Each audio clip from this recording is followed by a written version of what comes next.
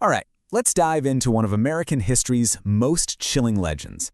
It's a story of terror, vengeance, and a killer who was, officially, never caught. This is the story of the River Ghost.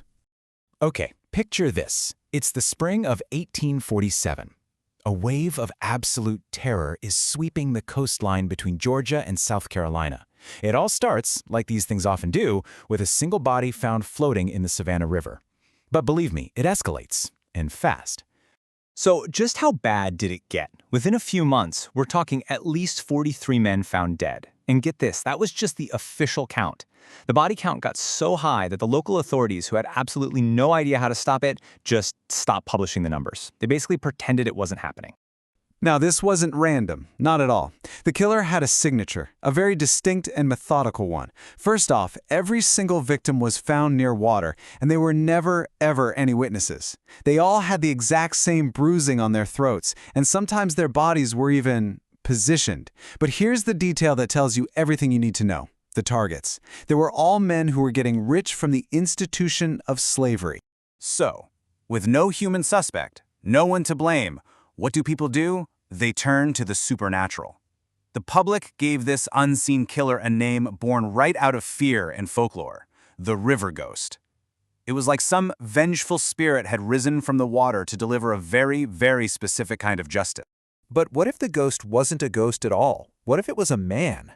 To really understand the legend, we have to wind the clock back 16 years to one single transaction that kicked this whole incredible story off.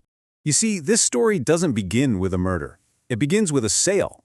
On March 12, 1831, right outside a courthouse in Savannah, a young man was sold on an auction block.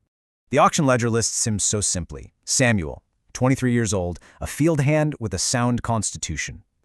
The only thing that really stands out is his height, over 6 feet, which is pretty unusual for the time. Otherwise, he was just another number in a truly brutal system. But that ledger? Well, it missed everything that actually mattered. Samuel wasn't just a field hand. He was literate, he was a linguist, he was a keen observer, and a brilliant strategist. He had spent years silently studying his captors, memorizing maps, patrol routes, and learning the landscape not as a prison, but as a weapon. So Samuel was sold to Riverbend, this massive 4,000-acre rice plantation. Its owner was a man named Thaddeus Claymore, who actually considered himself a humane master. A truly cruel irony on a piece of land built entirely on human suffering. For 3 long years, Samuel just blended in at Riverbend. He worked, he watched, and he waited. And then, in 1834, his silent one-man rebellion began. The deaths started subtly, plausibly. In August, an overseer named Horace Gaffney drowned. It was ruled an accident. A month later, another one just vanished. Then, in November, a notoriously cruel overseer, Luther Pettigrew, met his end. Now, the choice of this target was deliberate. Pettigrew was feared. He was a man who ruled with an iron fist and truly believed that cruelty was the most effective tool he had. He was the perfect symbol of the system's brutality. On the day he died, another worker heard Pettigrew cry out, followed by this heavy splash. He saw the overseer thrashing around in a shallow canal, gasping for air before he finally went under for the last time. The official report totally stumped. The workers who pulled Pettigrew's body out of the water, they saw these deep bruises on his throat. He'd clearly been held down, but nobody saw an attacker. So what did the key witness, the guy who was closest to the whole thing, claim he saw? His answer was absolutely chilling. He told the constable, something came out of the water. And just like that, a calculated act of rebellion was transformed into a supernatural event. The legend of the River Ghost was born. Not long after that, Samuel was sold away from Riverbend. But the killings? Oh, they didn't stop. They followed him.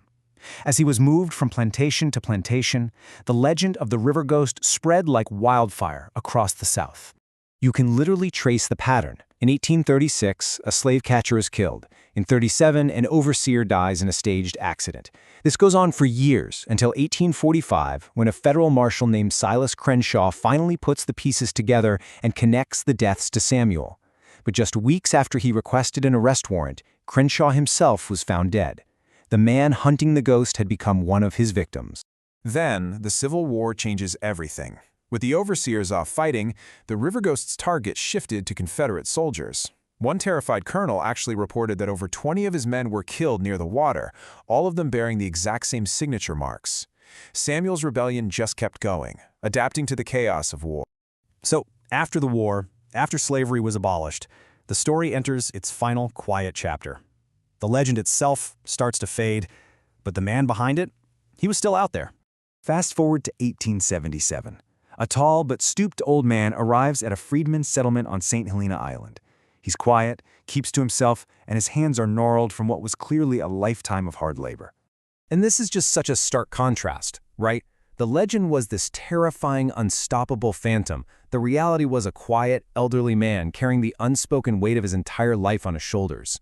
One evening, a younger man in the settlement was telling the story of the brutal owner of Riverbend, Thaddeus Claymore, and how he'd accidentally drowned in a canal years ago. And from the shadows, the old man's voice just cuts in. He describes the scene perfectly, and when someone asks him how he knew so much, he just replies softly, "You might say, I helped him fall." That old man, Samuel, died in 1883. He was buried in a nameless grave. There are no official records of his decades-long one-man war. The full truth was never written down. It was preserved only in the memories of the people who had survived right alongside him. In the end, his story was protected by his community. As one of the elders famously put it, some stories are better left with questions at the end. Let the white folks wonder. Let them ask themselves if it was real or not. And with that question, the legend lives on.